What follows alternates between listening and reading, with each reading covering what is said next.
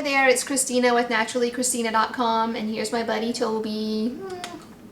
Today I want to talk to you about protein and good sources of protein and where do I get my protein from, because that's like a very common question because I don't depend on animal products such as meat and dairy and all of that stuff, or eggs, no animal products at all. So where do I get my protein from?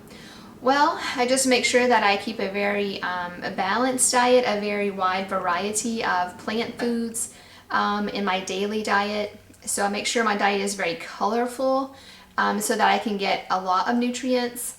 But as far as protein, I'll add in some extra stuff like chia seeds, flax seeds, hemp seeds. So seeds a lot of times are high in protein. They're also high in omega fatty acids and stuff like that. So I do make sure I do include those in my diet. I am an active person. I do work out, I weight lift, I do Pilates. So I do want to make sure I am getting enough protein. But the question then becomes, how much protein does a person need? Well, I always look to nature for the answers instead of just relying on everyone's opinion, because it is just opinions. One person will say you need 25% protein per day. The next person will say more, or they'll say if you're a bodybuilder you need even more protein. But I like to look to nature for the answers. So human breast milk is about 6% protein, and that is like the most rapid stage of human growth. When a baby is nursing, that is when they grow the most. The brain is still developing, the skull is still developing, all parts of the body are still growing, especially the bones, And so if it's only 6% protein, why does a full-grown human need 25% protein? It doesn't make sense to me. So for me, I get about 10 to 15% protein per day. That's what I average. I'm healthy, I'm doing well, and it's raw protein. So if you think about when you cook a chicken breast or whatever other meat, even dairy, because dairy is cooked, it's been heated, it's been pasteurized, so it is cooked. You lose a lot of nutrients, and that includes protein. So that protein becomes coagulated, it sticks together.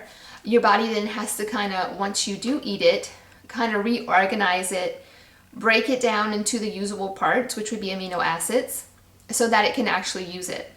It's not very absorbable by the body or useful, so it's more work on the body.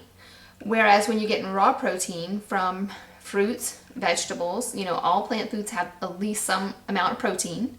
And if you eat a variety of them, you're going to get enough protein.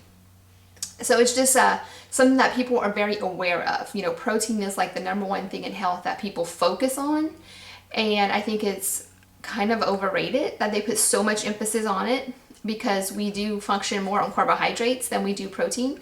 We need a high amount of carbohydrates, and yet people think that they're the enemy, that they're going to make them fat and stuff like that. But we need carbohydrates to, especially for brain health, for our brain to actually function and think properly. It runs on glucose, so we need carbohydrates.